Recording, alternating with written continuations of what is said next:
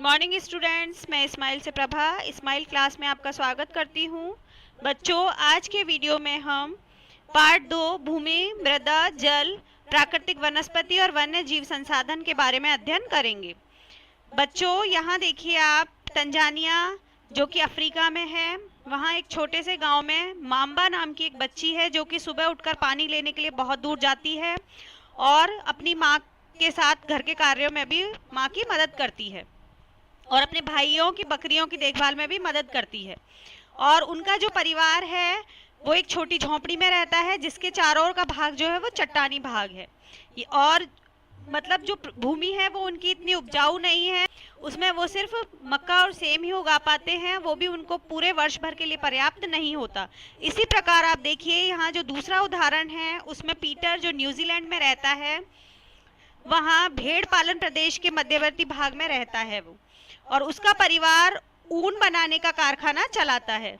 जब पीटर अपने स्कूल से आता है तो अपने चाचा को भेड़ों की देखभाल करते हुए देखता है। उनका भेड़ों का बाड़ा कुछ दूर पहाड़ियों पर है जहाँ पर बहुत बड़े बड़े घास के मैदान हैं, और वहाँ पर वो नई टेक्नोलॉजी, नई प्रौद्योगिकी का यूज़ करते हुए वैज्ञानिक विधि से अपने उस भेड़ों के बाड़े को चलाते हैं। और पीटर का परिवार जैविक कृषि द्वारा सब्जियां भी उगाता है। तो बच्चों, आप देखिए यहाँ पर माम्बा और पीटर दो अलग अलग जगहों पर रहते हैं, पर उनके जीवन में बहुत अंतर है।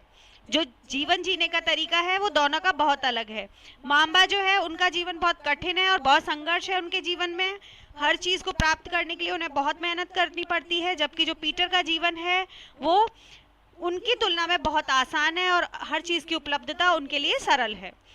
यहाँ देखिए, यह विभिन्नता भूमि की गुणवत्ता, मृदा, जल, प्राकृतिक वनस्पति, प्राणियों और प्रौद्योगिकी उपयोग की भिन्नता के कारण है कि जो माम्बा है उनके यहाँ कोई प्रौद्योगिकी वो उपयोग नहीं करते, उनकी जो भूमि है वो चट्टानी है तो इतनी उपजाऊ नहीं है, जबकि पीटर के यहाँ जो भूमि है वो जो विस्तृत घास के जो मैदान हैं वो उनको बहुत लाभ देते हैं, उनकी भेड़ों के पालन करने में बहुत ज़्यादा उपयोगी हैं।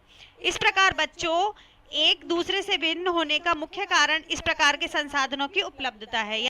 बच्चों, विश्व की 90% जनसंख्या भूमि क्षेत्र के 30% भाग पर ही रहती है, यानी कि जो हमारा स्थल है उसके 30% भाग में विश्व की 90% जनसंख्या रहती है।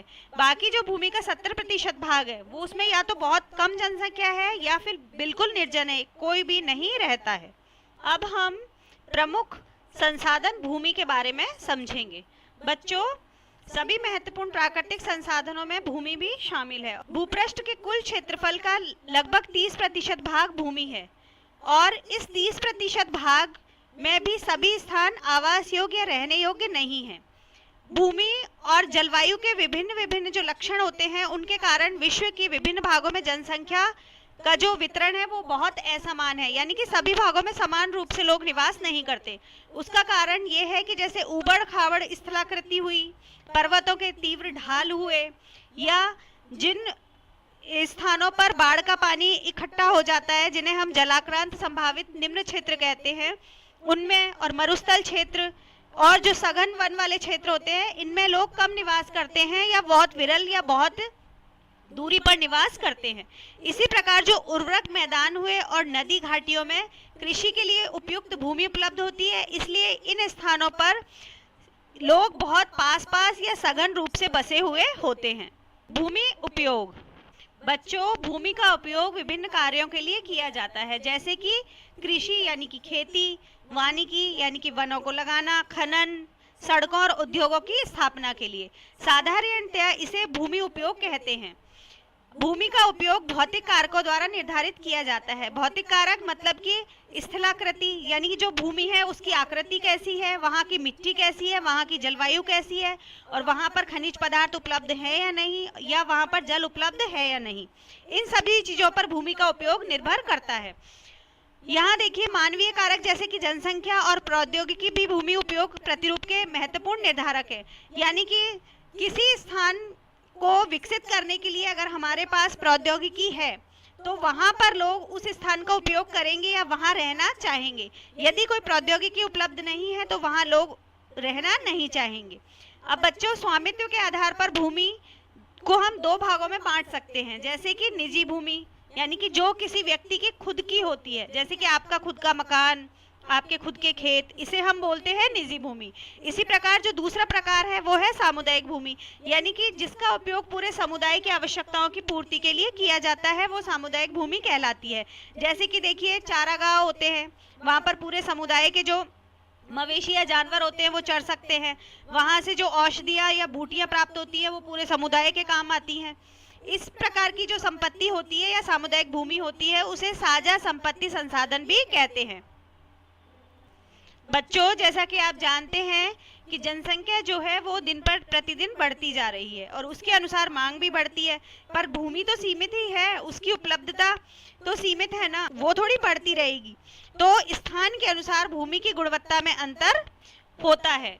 लोगों ने सामुदायिक भूमि पर व्यापारिक क्षेत्र बना लिए, नगरीय क्षेत्रों में घर बना लिए और ग्रामीण क्षेत्रों में कृषि योग्य भूमि का विस्तार करने के लिए अनधिकृत हस्तक्षेप करना शुरू कर दिया। यानी कि जो कृषि योग्य भूमि है उसको नष्ट करके लोग वहां पर उद्योग धंधे स्थापित कर रहे हैं, और जो सामुदायिक भूमि है वहां पर भी उन्होंने व्यापारिक क्षेत्र बना लिए। तो यानी कि अब जो भूमि का उपयोग है वो हमने अपनी आवश्यकता के अनुसार करना शुरू कर दिया। यहाँ देखिए, यहाँ आपको कुछ चित्र दिखाई दे रहे होंगे, इसमें जो धीरे धीरे विकास हुआ वो दिखाई दे रहा है। यहाँ पहले चित्र में आप देखिए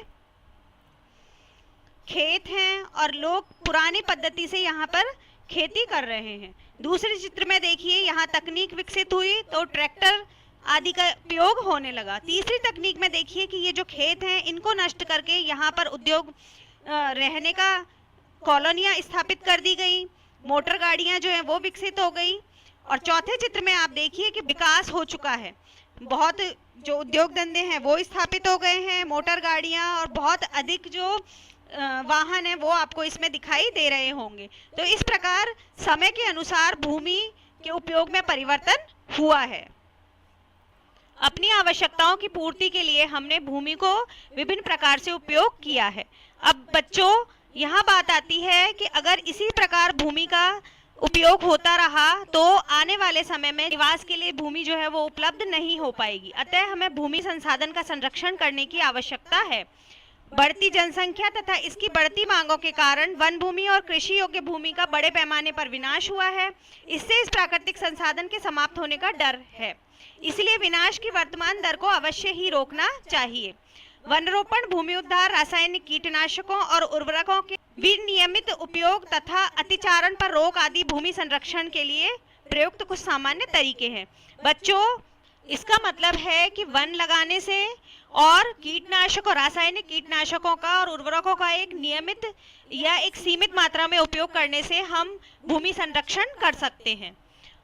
तो बच्चों, इस वीडियो में आपने भूमि संसाधन के बारे में पढ़ा और समझा। आप इस वीडियो को देखें, समझें और अपने अनुभव मुझे भेजें। Thank you.